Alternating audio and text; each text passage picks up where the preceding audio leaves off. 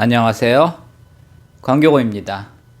지난번 영상에서 이제 국내 주식시장 말씀드렸고요. 이번에는 미국 주식시장에 대해서 말씀드리겠습니다. 23년 미국 주식시장은 상당히 좋았습니다. 물론 22년에 폭락을 했기 때문에 반등을 기대는 했지만 사실은 반등 이상으로 지금 많이 올랐습니다. 다우존스가 13.7% 올랐습니다. 나스닥은 43.4% 올랐고요. 나스닥 100은 53.8% 올랐습니다. 필라델피아 반도체 지수는 64.9%가 올랐습니다. 이제 이 지수가 조금 차이가 있는 게요. 다우존스는 미국을 대표하는 블루칩 30개 주로 종목으로 돼 있죠. 그래서 이제 22년에도 한 10% 정도밖에 하락하지 않았고요. 이제 작년에, 올해 이제 13.7% 상승을 해서 지금 신고가를 갱신하고 있습니다. 그러니까 역사적 신고가를 다시 이제 갱신하고 있습니다. 이건 굉장히 좋은 거죠. 특히 이제 22년에 충분히 조정을 받고 나서 다시 이제 신고가를 갱신한다는 거는 굉장히 긍정적인 겁니다. 나스닥 지수는 나스닥에 상장되어 있는 모든 종목을 포함하고 있기 때문에 사실은 지수가 굉장히 좀 복잡하죠. 반면에 나스닥 100은 최근에 이제 미국에서 뜨고 있는 애플, 마이크로소프트, 구글, 아마존, 엔비디아, 테슬라가 다 나스닥 100 종목이죠. 그래서 과거에는 나스닥과 나스닥 100이 비슷하게 움직였는데 올해부터 좀 차이가 나기 시작했습니다. 그러니까 나스닥은 아직 신고가를 갱신 못하고 있는데 신고가가 한 16,000대인데 지금 한 15,000 정도입니다. 근데 나스닥 100은 신고가를 갱신하고 있습니다. 곧 17,000 돌파가 가능하고요. 그래서 하여튼 나스닥 100이 그러니까 미국의 대형 우량주들이 특히 이제 벤처 출신의 대형 우량주들이 잘 나가고 있다. 그 다음에 이제 필라델피아 반도체 지수도 신고가를 갱신하고 있습니다. 그러니까 미국의 반도체주들도 잘 나가고 있다 이런 뜻입니다. 그래서 제가 이제 추천하는 게 두 개가 있죠. 나스닥 100을 벤치마킹하는 ETF QQQ, 그 다음에 이제 필라델피아 반도체 지수를 벤치마킹하는 이제 ETF SOXX를 이제 추천하고 있고요. 저는 실제적으로는 TQQQ나 SOXL을 투자합니다. 왜냐하면 요거는 오를 때 3배, 내릴 때도 3배입니다. 그래서 SOXL도 마찬가지고요. 그래서 사실은 지수만 오른다면은 TQQQ랑 SOXL을 투자하는 게 맞고요. 이게 하락할 때는 3배로 하락하기 때문에 조심하셔야 됩니다. 그래서 상승에 대한 확신이 있을 때는 요걸 투자하시는 게 좋고요. 하여튼 이쪽이 유망하지만 당장은 잘 모르겠다 그러면 이제 QQQ나 SOXX를 투자하시는 게 맞습니다. 종목별로 보면은 애플이 48.2% 올랐고요. 마이크로소프트가 56.8%, 구글이 58.8%, 아마존이 80.9%입니다. 테슬라도 101.7%가 올랐고요. 올해의 이제 대형주 중에 챔피언은 당연히 엔비디아죠. 238.9%입니다. 이게 이제 AI용 반도체를 주로 생산하고 있기 때문에 지금 가장 유망하고요. 아직 그렇게 이익이 많이 나고 있는 건 아닙니다. 근데 하여튼 유망하다고 보기 때문에 이제 주가가 폭등을 한 거고, 엔비디아도 올해 이제 1조 트릴리언, 그러니까 1조 달러죠. 1 트릴리언 달러 클럽에 이제 가입을 한 거죠. 반면에 이제 부진한 종목도 있었습니다. 그래서 이제 파이자인데, 파이자가 41.3% 하락했습니다.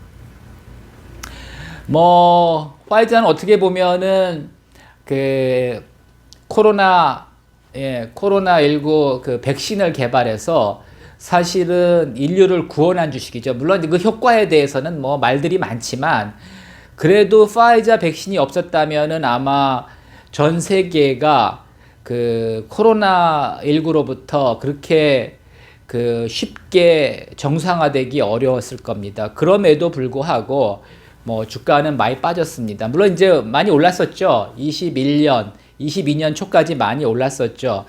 제가 파이자를 35달러에 샀다가 55달러에 팔았는데 그리고 지금은 29달러, 28점 몇 달러에 와 있습니다. 그래서 며칠 전에 또 샀습니다. 근데 화이자 괜찮은 회사인데, 그리고 뭐 백신은 당연히 그 계속 팔리는 거 아니죠. 다 예상했죠.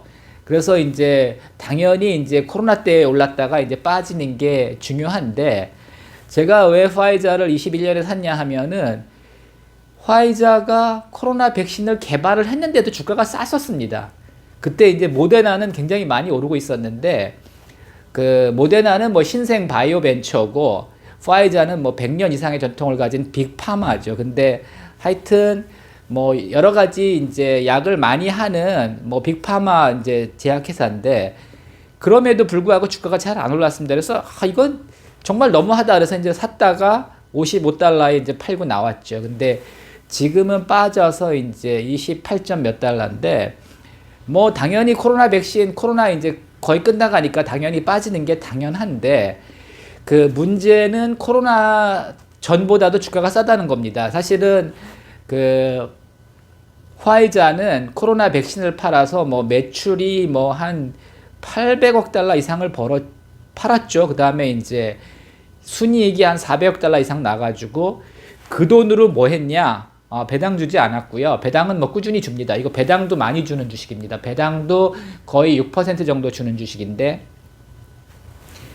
근데 뭘 샀냐? 얘네가 그 번 돈으로, 그거 뭐 하여튼 요즘 행제세 얘기하는데, 사실은 이거 물론 행제한 건 아니죠. 그러니까 그 파이자가 하여튼 백신을 열심히 개발해서 이제 팔아가지고 매출이 뭐 800억 달러 이상, 순이익이 한 400억 달러 이상 났죠. 이제 그 돈으로 시젠이라는 그 항암제 개발 회사를 샀습니다.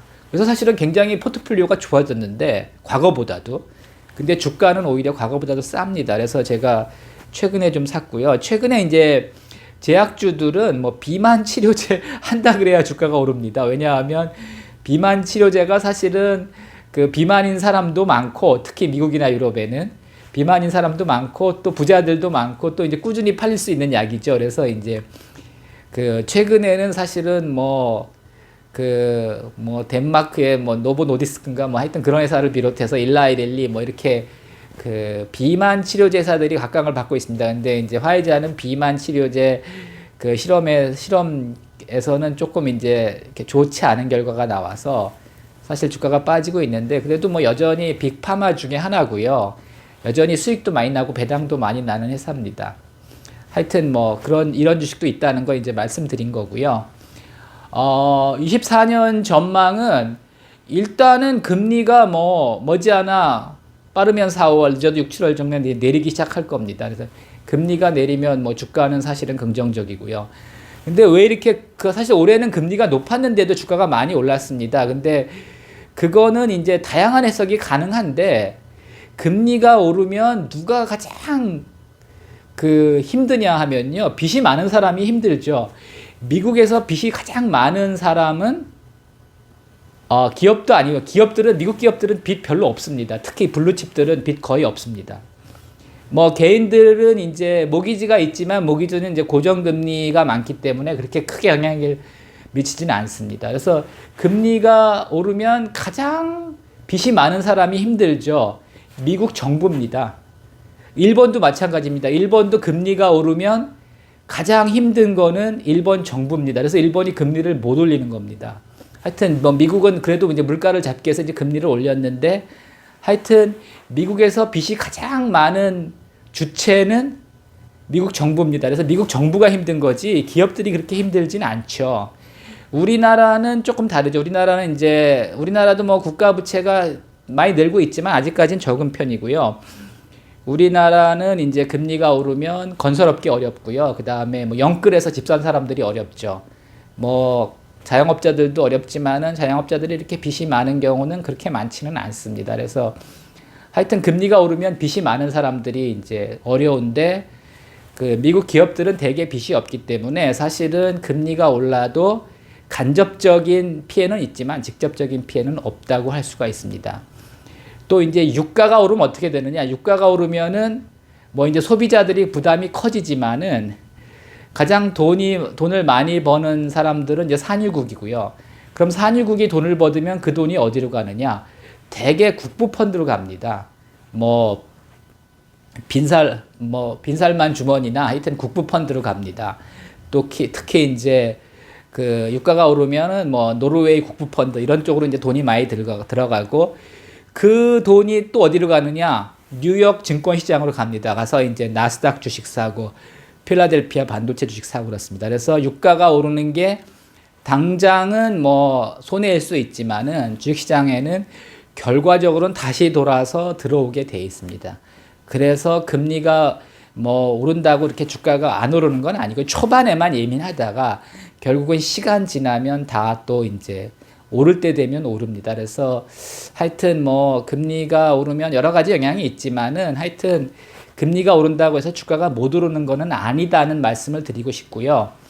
뭐 하여튼 우크라이나 전쟁도 이제는 이제 새로운 건 아니기 때문에 주가에는 많이 반영이 됐다고 생각이 됩니다. 그래서 크게 영향은 없을 것 같고요. 뭐 이스라엘 하마스야 뭐 항상 시한폭탄이죠. 언제 터질지 모르는데 요번에 터졌는데 뭐 하여튼 항상 알고 있는 악재이기 때문에 이렇게 크게 영향은 없을 것 같고요. 반도체 하여튼 작년부터 올 초까지 좀 안 좋았는데 다시 회복될 것 같고요. AI 뭐 꾸준히 증가할 것 같고 전기차도 지금 이제 전기차 배터리 보조금이 좀 줄어들면서 전기차 보조금이 좀 줄어들면서 하여튼 약간 그 수요가 증가율이 그렇게 좋지는 않은데 뭐 그렇다고 그 대세인 전기차가 꺾이지는 않을 겁니다. 그래서 뭐 이런 주식들 중심으로 계속 오를 것 같고요. 글쎄 일단은 신고가를 갱신하고 있기 때문에 S&P나 나스닥은 아직 신고가 갱신 못했습니다. 근데 하여튼 지금 거의 다 신고가 근처거나 신고가를 갱신하고 있기 때문에 당분간 더 오를 것 같고요. 특히 이제 금리가 내린다면은 뭐 내년도 미국 증시도 상당히 좋지 않을까. 뭐 버블 논쟁이 있을 수 있습니다. 지금도 주가가 그렇게 싼 건 아닌데 하여튼 현재 흐름으로 봐서는 당분간 더 올라갈 수 있지 않을까 그렇게 예상을 합니다. 참고하시기 바랍니다.